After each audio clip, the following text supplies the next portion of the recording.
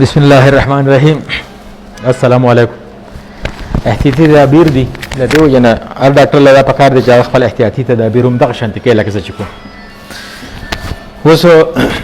زه نن د کورونا وباره کې د علاج په سلسله کې دا ویډیو شیر کوم چې په کور کې باید دې علاج کوي. اولنۍ خبر ده چې په دې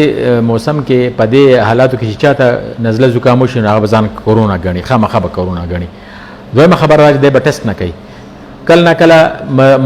کس ته کورونا یې نه او ټسټ پازیټیو راشي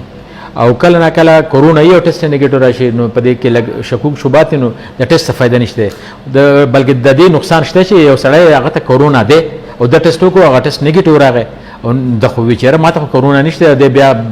بې فکره شو د ځان نه او مطلب دی چې هغه لکه هغه احتیاطي تدابیر یې پرېښودل نو چې پرېښودل نو دی به دا مرض نورو ته هم خورې نو له دې وجې نه احتیاطي تدابیرو کې دا ده چې چا ته نزله زکام وشي نو دی به خپل ماسک وغیره احتیاطي تدابیر به کوي لکه څنګه چې ما په نورو ویډیوز کې ویلي دي خو ټسټ یې نه کوي. هر سړی به ځان نن سبا د نزلې زکام مریض به ځان کورونا مریض ګڼي. کله چې په دې کې دوه قسمونه دي، یو معمولي غوندې نزله زکام 2-3 ورځې ته به یو ټوخی او بیا ښه شي او بل دا چې دا په دې کې تبه شدید په دویم قسم کې دردونه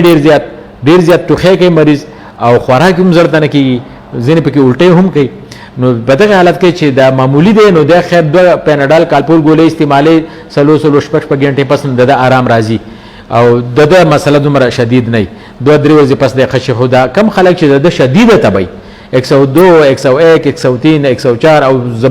شدید دردونه پي نو د دې خلکو لپاره بیا زه به تاسو ته یو د دې پروتوکول یم چې کم میډیسن به د استعمالوي. اول خو به تبې د دردونو ګولۍ استعمالوي لکه کالپول یا پیناډال هر 4-5 غنټې پس 2 ګولۍ اچي که په تبه دردونه یو کنه خدای به 4-5 ورځې به پرله پسې دا 2 ګولۍ دی اچي 4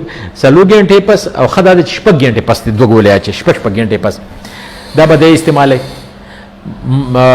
دویم یو انټي بایوټیک د چې هغه ته ایزیترومایسین په اوله ورځ به یو سحر یو ماسخوتن استعمال کی بیا به روزانه یو ایزیترومایسین ګولۍ استعمالوي په مړه باندې. دریم چې موږ به د ایمیون سیستم د زیاتولو لپاره دته یو څو نور 3 څیزونه زه ته ښیم پکې یو ویټامین ډي دی، یو پکې ویټامین سی دی او یو پکې زنک دی. زنک دا 3 څیزونه چې دا به د استعمالوي. ویټامین ډي خو انجکشن میلاویږي بس دا کار وکړي چې یو 4 انجکشن دی راوالي او هغه د په یو کپ اوبو کې واچي یا په شربت کې په جوس کې هغه دی وسکي 4 یا 5 انجکشن په یو ځای هیڅ فرق نه کوي. بل دا چې ویټامین سی چې د هغې ګولۍ میلاویږي یو ګولۍ سهار یو ماښام هغه د استعمالوي مسلسل. دریم چې دی زنک چې کله زنک 200 ملي ګرام ګولۍ میلاویږي خو ډېره ښه ده که نه میلاویږي نو زنک شربت میلاویږي سیرپ هغه 2 چمچې سهار 2 غرمه 2 ماسخوتن دا دی یو 10 ورځې دا استعمالوي. دا خو وشو د دې په باره کې د ایمیون سیستم د انټي بایوټیک په باره کې. بل دا چې کله د ټوخی ډېر زیات دی ډېر زیات تنګوي نو د له کف سپریشن د وی په کار ده چې د ټوخی دغه کوي چې دته لږ آرام راځي. بل دا چې دا زما ایکسپیرینس دی چې داسې حالاتو کې چې مریض ډېر زیات لکه وریډي او پریشان نو زه هر مریض ته دا وایم او زه لیکم هم چې د لیکزوټانیل لیکزیلیم یا ریلیکسین دا نیمه ګولۍ سهار نیمه ماسخوتن نه خوري که خوب له نه ورځي نو د ماسخوتن امانت هم خوړی شي او د سهار نیمه دا د استعمالوي. په دې کې هېڅ قباحت نشته دی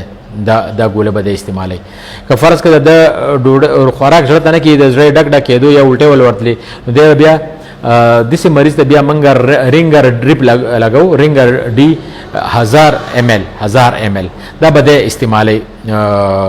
پاکې د 2 انجکشن نیوروبیډاکسین 2 دی واچي او روزانه دا ډریپ هم استعمالولی شي ځکه د خوراک زړه ته نه کېږي او که خوراک زړه ته کېږي نو بیا څه مسله نشته. فروټ مرود دا د استعمالوي. بل دا زه به تاسو یو اهم خبره وکړم چې د دې کورونا یو مسله دا ده چې د دې دا وایرس چې دا په بعضو رګونو کې وینه کلاټ کوي لکه نرینې رګونه چې دي په دې کې وینه کلاټ شي نو د هغې لپاره ښه طریقه دا ده چې لکه